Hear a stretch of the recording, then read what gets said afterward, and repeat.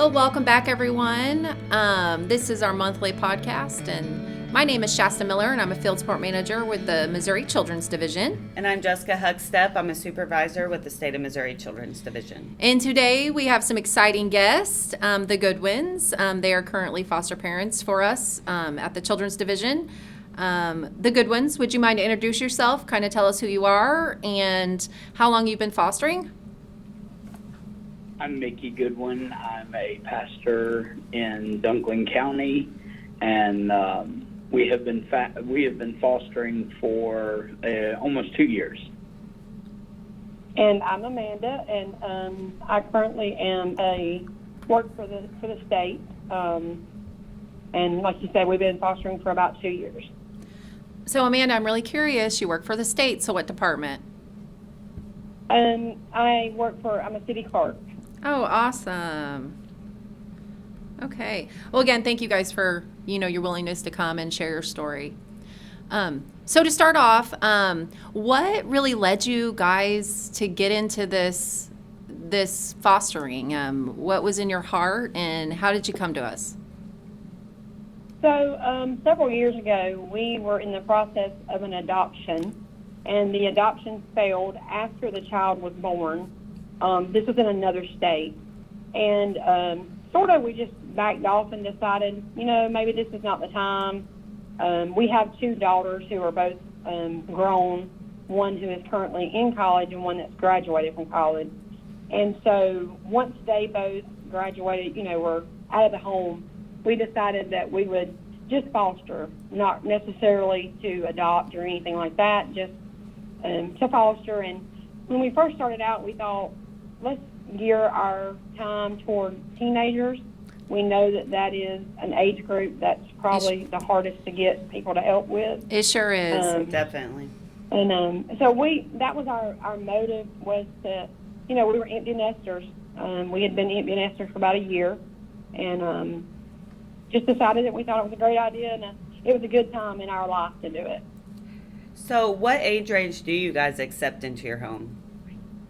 Well, we started out doing mostly teenagers, but there was a sibling group that had some younger children involved that they asked us about, and we decided to go ahead and open our home up for younger children. So we have had from birth all the way up to 17, I think. Yes. Is the oldest wow. that we've had. Wow. So you've had the whole gamut. We have. That's amazing. So, I bet you have a lot of advice to share.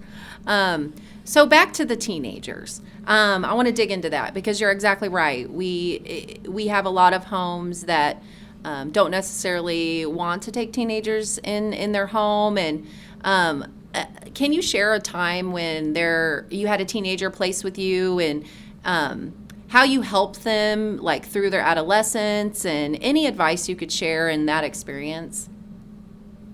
So we had a sibling group of 3 teenage girls. They were middle age up till I think about 15 or 16. I can't remember exactly how old the oldest one was, but they had a difficult background with losing parents, and so we ended up having one of those children for like 7 months, I believe it was. And just to watch the difference in that child from the time that they came to our home until they left was just unbelievable.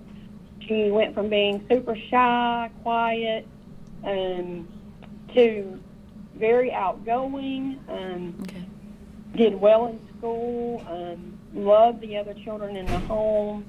So we found that middle school age group was a really good group for us because we also, like I said, have 2 daughters. And so having, girl teenagers in our home was very beneficial. And just watching her just come out and not be the shy little girl, through all the hurt that she had been through and the pain she had been through, it was amazing just to be able to see her change. Yeah. Because she felt loved by Yeah. not just us, but through other people in our home, our daughters. Right. That would be amazing to see and go through. And I was just wondering, what do you think that you and your husband did to help with that change? I feel like a lot of it was just stability, and also just sitting down and and talking to her. Yeah. And like finding out who she really was and what she enjoyed and those things that she did enjoy, trying to do those things with her and giving her avenues to talk and to explain, some of what she's been through and had went through and what her hopes and dreams were. One of those 3 young ladies that live with us, made the statement, "I'll never get to go to college." And I was like, "Why would you not?" And she said, "There's just no way."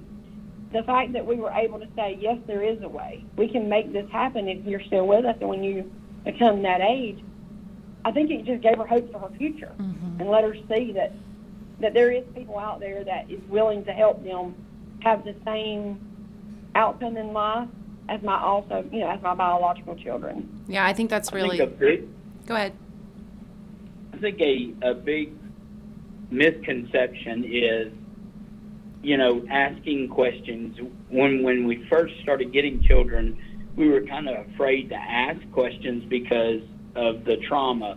But I found out that the children are waiting to voice their the situations of their life. And so we found that asking questions is a huge door opener. Yeah, absolutely. Mickey, I'm so glad you said that because I think too often, right, we are kind of, and I think our foster families are kind of nervous to approach that, right? Which I think what I'm hearing you say is you have to approach that, right? Like you have to ask those questions not only to show that you're there for them and listening, but so that they can feel comforted and that someone's there for them. So I think that's awesome, and I'm so glad you shared. You said something earlier about the 3 that were placed, the 3 girls, and they came to you because they lost their parents. Did they lose their parents were they deceased? Like, how did they enter and lose their parents? So when we first got the 3 girls, the father had passed away, I think about a year and a half to 2 years before they came into care. I'm not exactly sure of all the reasons they came into care. I know that it had something to do with living conditions and some drug usage. But while they were in care, their mother passed away. Oh, wow. So they pretty much were orphans at that point. Mm-hmm. But thankfully they had a family member who lived in another state who had been trying to get custody of them and had started the process. So at one point, all 3 of the girls were separated in different homes. We had got down to just having one of those. One of them needed some help and was put in the facility to get some help. And she did get it, thank goodness. Mm-hmm. And then the other one went back to a previous foster home. So, but at the end, they were all put back together, and they are all currently living with other family members. And they're doing great. We get to see them from time to time. A matter of fact, my daughter just saw them this past week, and they're thriving. They're doing great. That's awesome. And we hated to lose the little girl that we had for so long because she was a joy for sure. Yeah. But we're happy that they're all together now. Yeah, that's amazing. And you said so much there that I really want to dig into. So you mentioned family, the 3 girls. Eventually, as of today, right, with their family member, how have you, as a foster family, how do you work alongside biological family? Well, unfortunately, most of the children that we have had, there's not been a whole lot of contact with the family members. Okay. We do have 3 children in our home now. They are all 3 siblings, couple different fathers involved. And up until maybe like 3 months ago, we were seeing Mom every week. And we actually would speak to her over Facebook Messenger, and things like that. But and do our part to try to give advice. Yeah. To better her life. Yeah. Yep. And try to just different avenues of things that we could say, hey, you'll contact these people, they can help you with this, or that kind of thing. But unfortunately, we've not had any contact in the last couple of months. So not sure exactly what's going on with that. Yeah, so I want to hit on that in a second, but that really warms my heart because I think exactly what you're saying, connecting with biological family, supporting, giving them advice. That's exactly what we would want. That's what we shoot for, right? Is to really build those connections, build a better community. And so I'm so glad to hear you say that.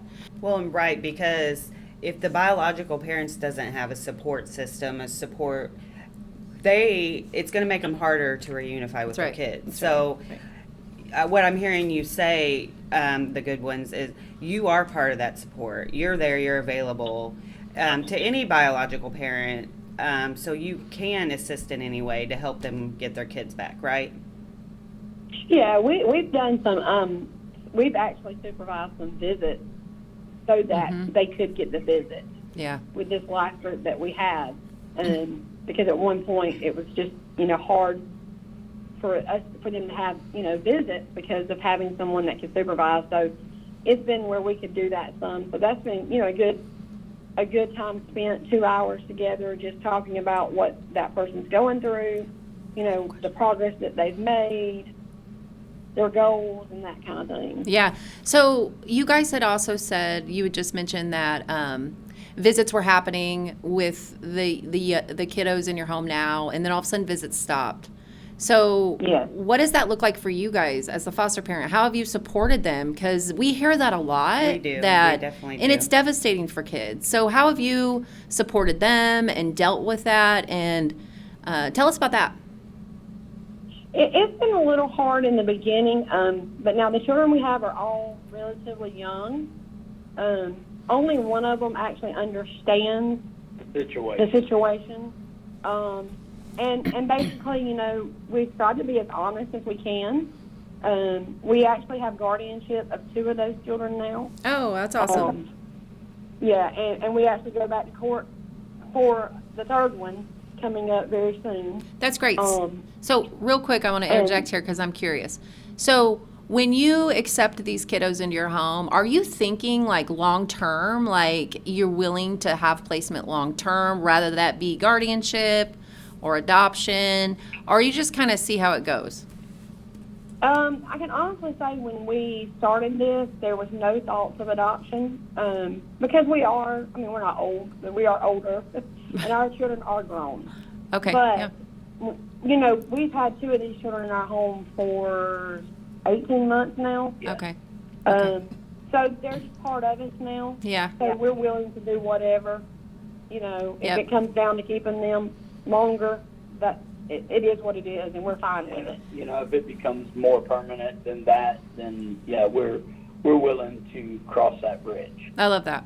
That's really great. I love that you guys have open hearts and you're willing to be whatever those kids need, right? If it's just temporary, Yeah.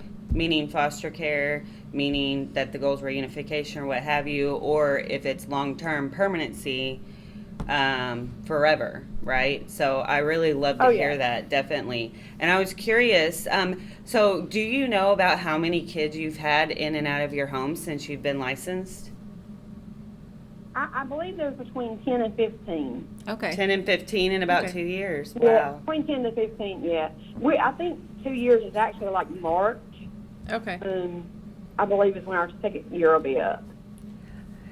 And we've had some emergency placements, and we've had some that we knew was only going to stay for a short amount of time.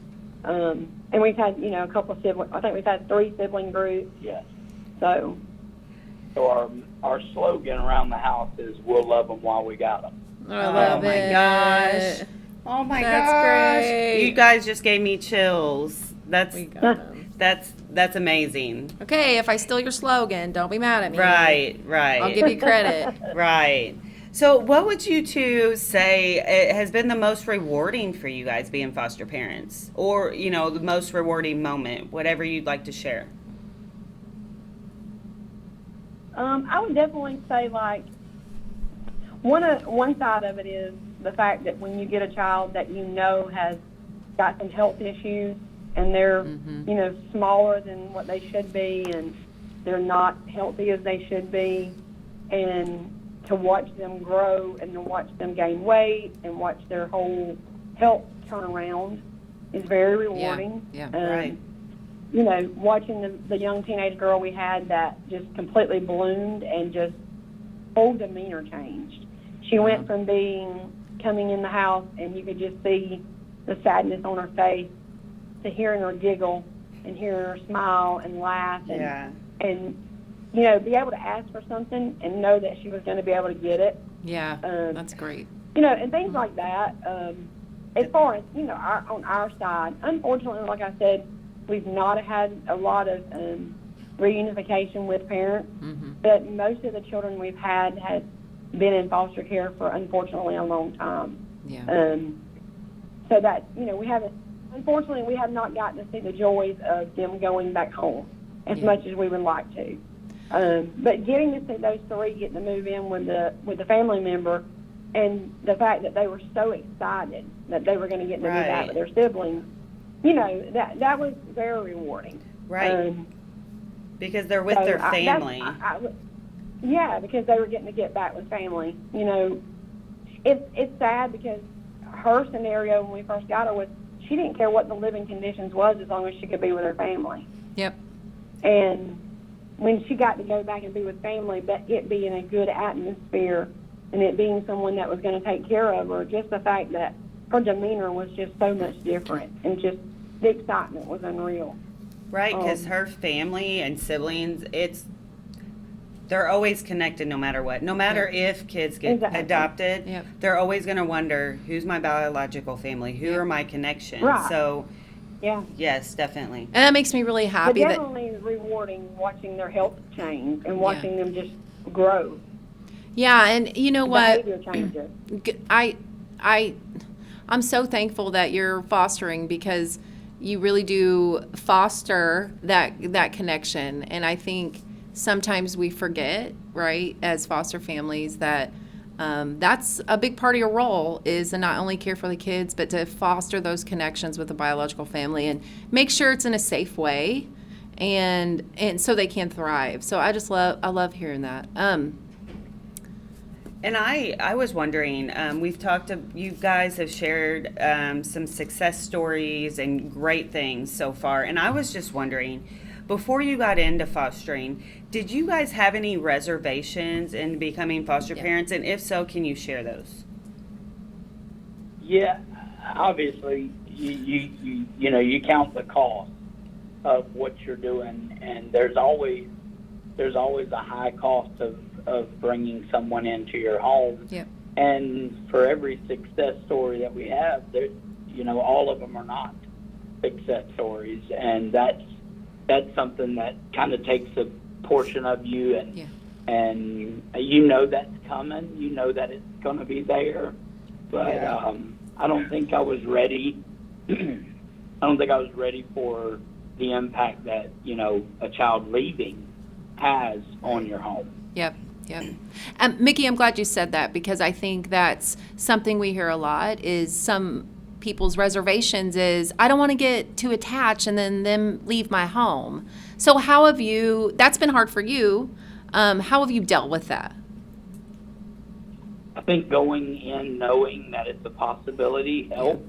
Yep. But I also, I don't know, we love as hard as we can, and you know, there's going to be times where you're hurt because they're leaving, or you're hurt because something doesn't go how you think it should go.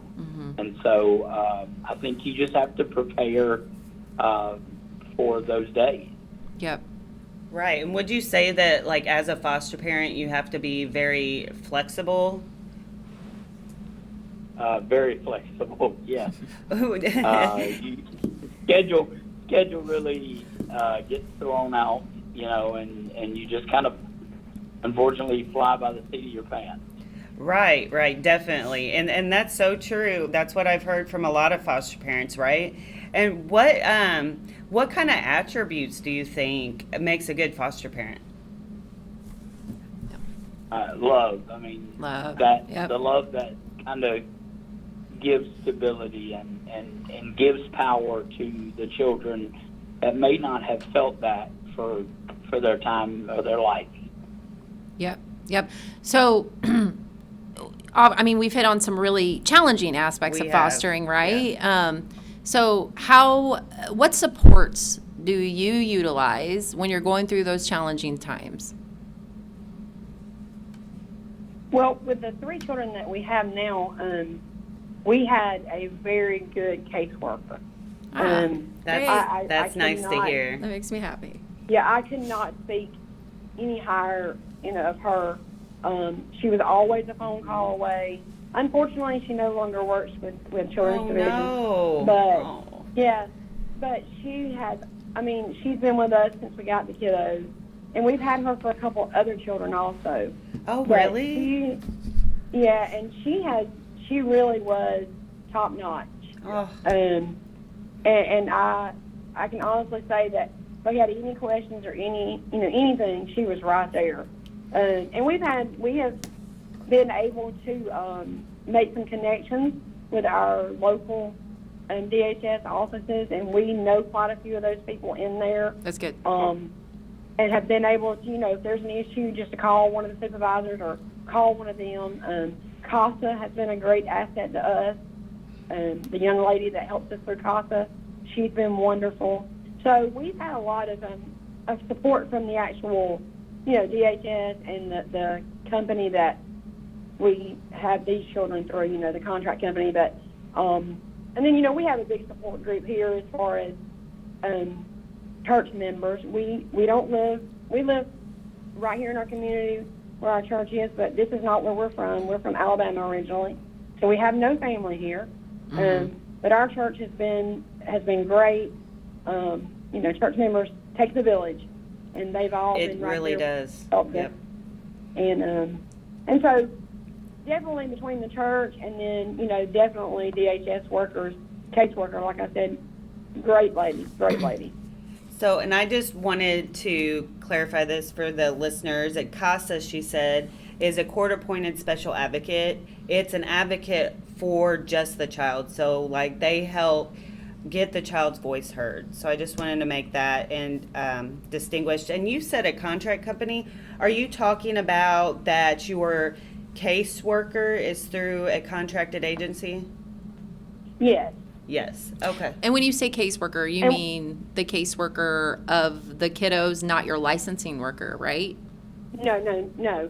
Now, we did have a Dynamic. the lady that came out and did our home inspection and all of our interviews and all that, wonderful also. That's really great. We really had no bad Yes. experiences from that side of it at all. That's really good. And we have a new licensed lady, and she's great too. I mean, she came and just talked to us, and we've had great experiences with all that. That's what I love to hear. That's really awesome, especially Jessica and I here. We work for the agency, and we love hearing positive things like that.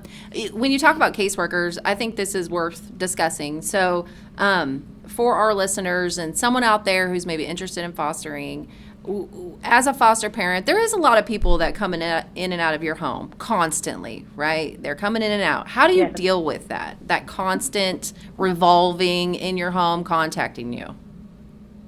In the beginning, it was very overwhelming. But over time, we just tried to make a better schedule. There's days that I don't work. There's days he does not work. So we try to schedule everything on those 2 days a week. And they understand that, and they've worked with us to make that happen. That's great. And so I think that's made it a little bit easier. And they've been willing, to work around that. Definitely. And so that's helped a lot. I know I would lose it if I didn't have everything in my calendar and organized. Yeah. I definitely would lose it. Yeah. And listen, when you have one child, it's one thing, but when you have three, it's Right. a whole nother ballgame. That is Yeah. definitely true. Yeah, and I made a note of this. Siblings. Yeah. So you've been talking a lot about sibling groups. So what's your thought about taking sibling groups? I mean, obviously you have, and what's the benefits of that? I think I grew up in a large family, so the camaraderie between Yep. siblings is an important growth resource, and so I think when we started taking sibling groups, I could see how close the bond was. Even in infants, you can see how close the bond is. So it gives us I guess a good understanding of, just the nature of family group. I'm so glad you said that. Right. Constantly, Jessica and I are talking about we have to keep these siblings together, even infants. So I think you just nailed it.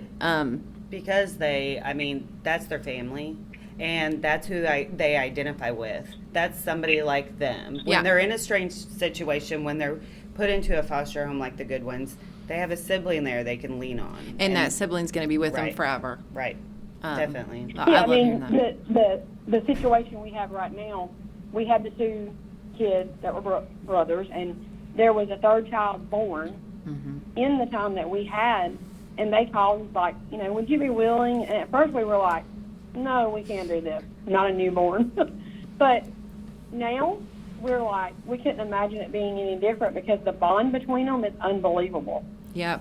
But even though they're young, the bond between them has just been amazing. Yeah, it's that. And if one of them's not home and the other two are, they're asking where the third one is. Oh, it's that biological love, right? That's everlasting and forever there. Absolutely. It's Yep. their identity. Yeah. That's someone like them, definitely.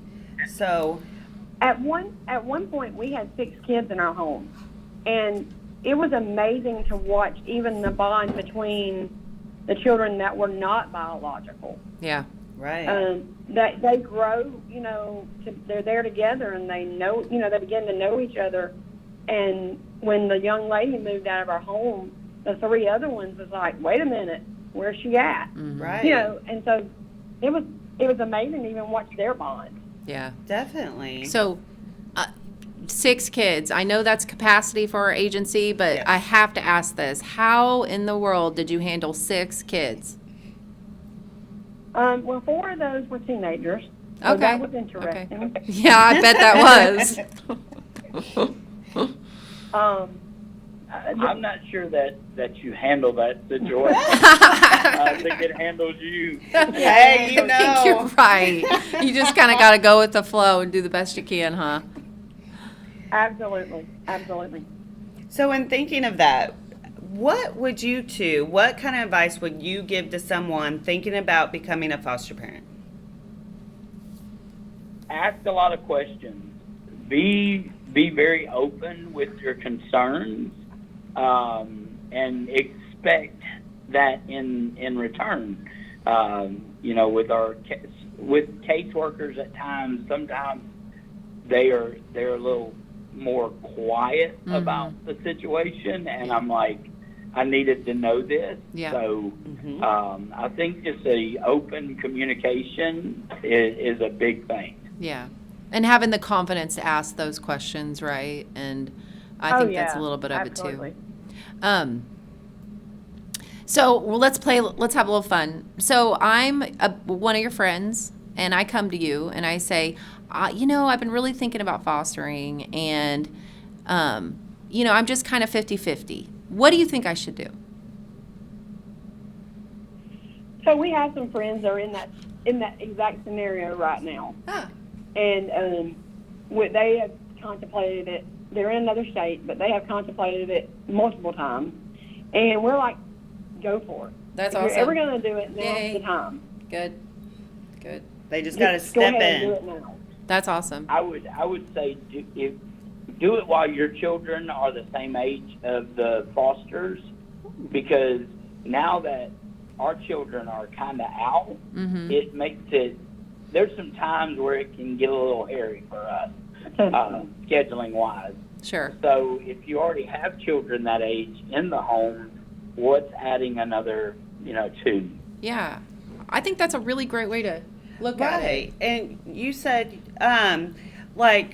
if you have kids that same age, why not add a couple more? Did you have any reservation? Well, you said your kids were grown, but let's say they were still in the home, the same age. Would you have any reservation in adding foster children into your home when they were the same age? Well, and let me add on to that. Foster children in your home that come with trauma, Trauma, right? yes. And behaviors. You guys know what I'm talking about. So I want to add that piece. Yeah. No, I don't think so. Honestly, we talk now about we wish we would have done it before. We wish we would have not waited until our children were grown. Yeah. Because we notice the difference when there is multiple children in the home, even if they're not biological, as I was saying earlier. So I think now we really wish we would have done it sooner. We think that, if we'd have had 2 teenage girls in our home at the time that our girls were teenagers, they could have helped them, Yep. process some of the things Yeah, that they've been definitely. through. Process them, yeah. And probably would be more open to them than they would be to us. Yep. So definitely I say if I could go back, I would have done it sooner.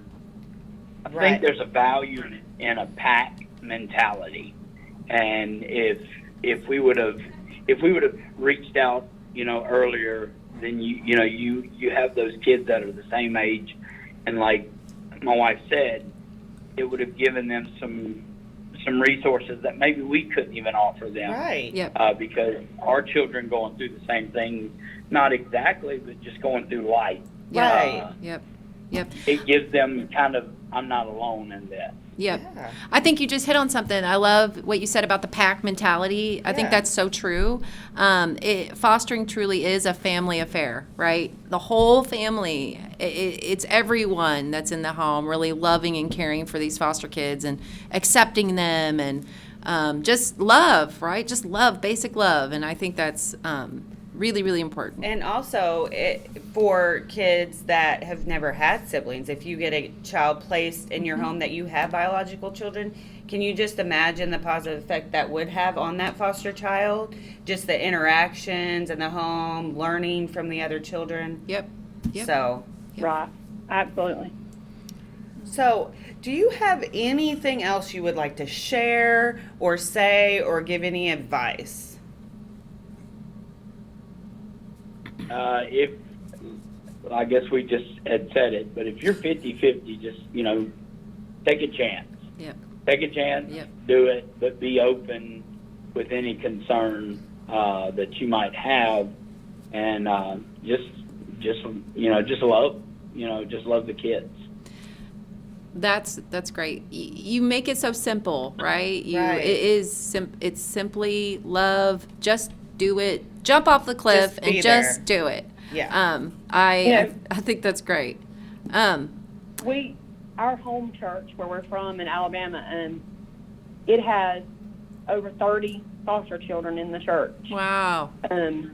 They started out, one family started, and then they realized, and the pastor, he basically said, look, you have resources, why are we not doing this? Yep. We see these children, they need help. Yeah. You have the resources to help them, why are we not helping them? Mm-hmm. And now, like I said, they've had well over 30 kids in foster care in the church. There's probably been at least that many adopted by families in the church. And we're not talking about a huge church that runs 500 to 600 people. We're talking about a church that runs 100 people. Oh my And you goodness. said And they that's- have completely flipped that community upside down And you because said, of that mentality. this was in Alabama. Yes. Well, why aren't we doing it here in Missouri? We need to start that in Right? Missouri. Exactly. I'm with you. Yeah. You're with us. So you guys, you want to try and get something up and running and help us out? We'll Hey, take we you on the spread road. I promise. All We right. do push it. We do push it. And we really appreciate that because, as you guys know, we have a desperate need and we need more people like you. But I think more than any of us, you have to have the heart and the passion and the love to be able to do something like this. Right. Definitely. And that just made me think of something else so question to you guys before we close. What would you say to state workers on how we can better recruit for new foster homes? What's some ideas? Don't be afraid to tell the bad stories. Yes. the- Amen. Because I think there's always that thought that Yeah. it's there, but nobody ever talks about it. That's right. So I Right. think if state workers were more open hey, this child does have some issues, Yeah. and not try to keep that quiet, I think more people would be willing to take a chance. You know, I'm so glad you said that, Mickey, because I think too often than not, our staff, they're worried to share some of that stuff because we're afraid that the foster family is going to say, nope, I can't handle that kid. I can't do this. And I think it's a huge worry for our workers. So I'm going to share what you just said because I think there's probably more foster families out there who think just like you. Like, you need to know that stuff so you can really care for the kids the way they need to be cared for. Right. And not push it If under you the know rug, that- like get it out. If you know that information before you get the child, you can prepare for that. That's exactly If right. you don't have that information before they come, then you're blindsided and you're like, what do I do? Yep. So I think if you get that information ahead of time, you know, that this is the possibility. Might be what happens. I mean, I feel like people would be more willing to, you know, maybe try. Right. And then you have those circumstances, and I'm sure you guys know, where us as children's division don't even know everything in their Yeah. backgrounds. We don't. Right. Sometimes we have no Oh, idea. yeah. So Right. you can definitely get that side as well. Yep. Oh, yeah, absolutely. Well, we are on a mission. We're on a mission to recruit people just like you because I think there's more people out there that really want to do this and they just need to hear from you, right? They need to hear from you who are doing it every day and have a passion to do it, and you have great advice. And I think, you know, we're going to share this and hopefully our listeners are listening and they call our office and sign up. I mean, that would be my hope. Right. Definitely. And Jessica's Right. unit gets full and we're, you know, rocking and rolling. Right. But I really appreciate you taking the time, you guys, to answer our questions and just share and be vulnerable because I think that's really hard to do. And just continue in the work you're doing, continue serving our kids and making them better people. And thank you so much. Thank you, guys. Thank you, guys. Well, that was a great interview with the Goodwins. Right. I feel so blessed to have interviewed the Goodwins today because they really hit on accepting teenagers into their home, and we have such a need for teenagers and older youth, and as a state, right, and as an agency, we're really focused on helping our older youth and teenagers. So I loved that the Goodwins really hit on that and talked about that, and hopefully for future foster families out there listening, they will really take what the Goodwin says to heart and really consider taking teenagers into their home because it's such a need. How did you think it went? I love the Goodwins. They're just fantastic, and for them to take birth to 17 in their home is it's amazing because that's large age range and different developmental stages and the different traumas. But so one thing I wanted to ask you was, you said older youth, and everybody might not know what that means, but the age range, stuff like that. Yeah, great question, Jessica. Great question. So older youth with Children's Division, it really starts from age 13 all the way to 21. Mm-hmm. Some people don't realize or recognize that we can keep kids in foster care up to the age of 21. So I think that's hopefully enlightening for others out there listening. And we specialize in older youth because their needs are really unique, and that's where we see significant behaviors. Of course, you got to think about it. They're developing just like any normal other teenager. They're developing. They're trying to figure out who they are. And when you add trauma and being exposed to abuse and neglect, it can really change how you develop. And teenagers are our population that is most challenging to place, and typically because of behaviors. But families like the Goodwins, who have seen success with teenagers in their home, I think really give us all hope that you can and accept teenagers and really work with them and give them hope. Right, They like even the Goodwins. mentioned that in the interview.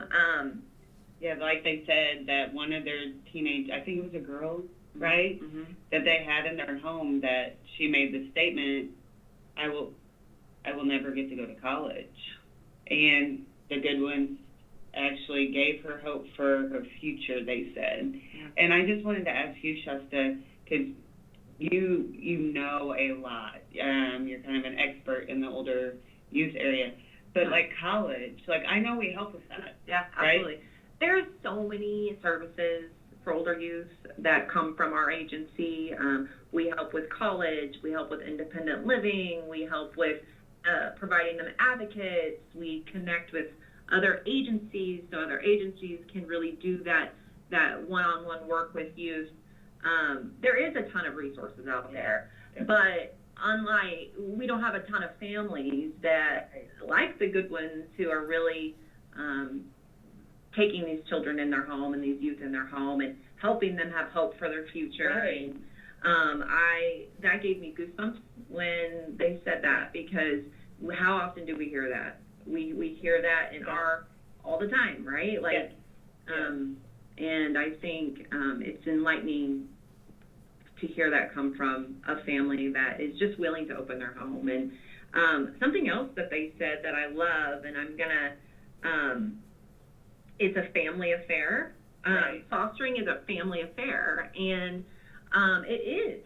You know, it's not just about the foster parents. It's about who else is in that home. What if family is going to be supporting these foster kids? It's not just a two-parent deal here. It's all literally fostering a family affair. I love that, because it took every single one of them to bring those girls in and really show them hope and give them hope and really be there for them. Definitely. And like the Goodwins, you know, they didn't begin the fostering journey until their own kids were adults. So they had been through parenting teenagers, which I do feel like it is a benefit for them. So they knew that they could do it. So, I'm glad that they did. A plug out to empty nesters, because the Goodwins, you know, they say they were empty nesters and they wanted to keep caring for kids. And so all of you that are listening that potentially may be empty nesters, if the Goodwins can do it, you can do.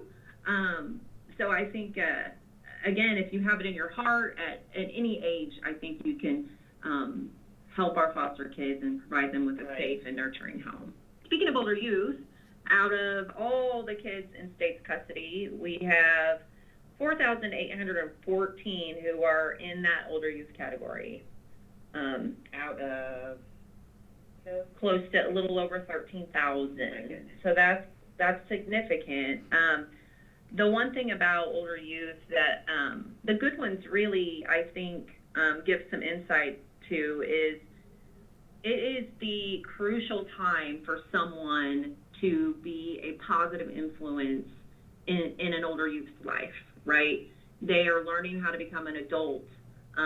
Something that the Goodwins also mention is really giving them confidence, saying you can do this, and you can succeed, and really being that influence. So I think those of you out there, teenagers may sound hard and challenging, but let me tell you, I think, and the Goodwins state this, that it truly is one of the best and most crucial times to influence a child. And what more rewarding is it to know that you've helped someone grow to be a successful, productive citizen?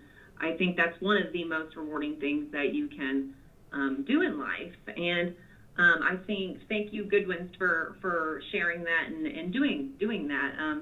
Their story with the three siblings, girls who are now grown up, and they still communicate.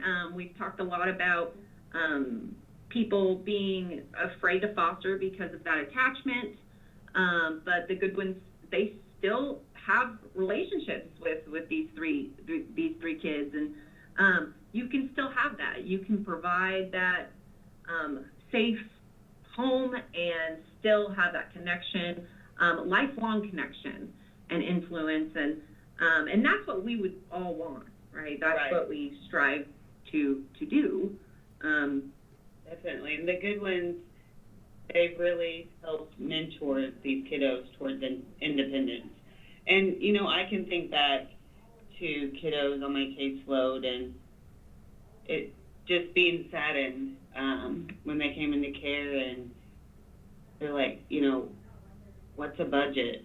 They don't know what that is, right? They have no idea.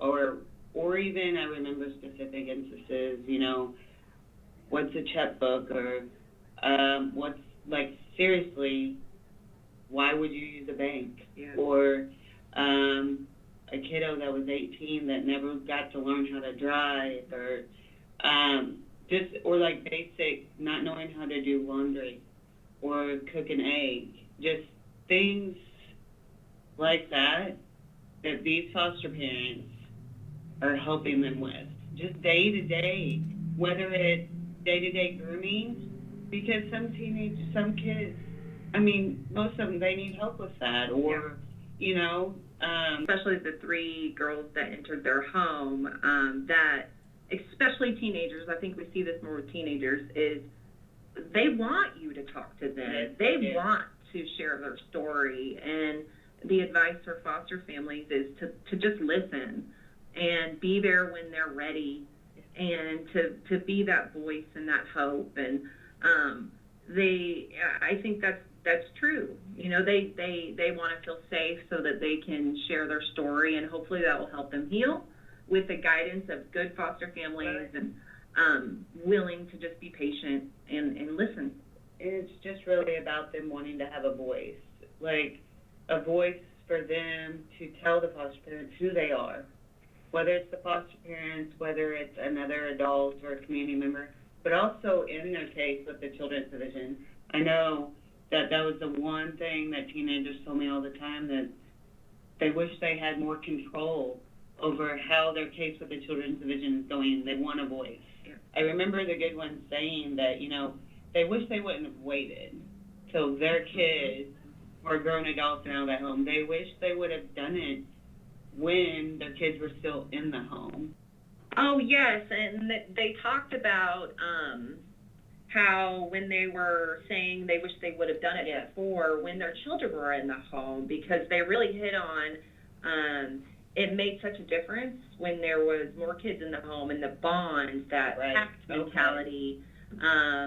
They just felt comfortable when you have kids, especially teenagers, similar in age. They can really talk to each other and lean on each other, unlike a parental teenage relationship, but more like a sibling relationship. It's so true when thinking into it, because I had 2 teenage boys, and they talk to each other about things that I'm sure they don't tell me. So that makes perfect sense, that if their kids were still in the home, that they would be able to help with the kids placed in their home. Yeah, because they also mentioned, I believe this was Mr. Goodwin, where they talk about they're learning those positive behaviors from other kids their age, what more importantly, when they're living together, right? I think that's very insightful. And I think all through this interview, we talk about how important it is for siblings to stay together because of the natural bond they have. And they hit on it, where it is a biological love that you can never sever.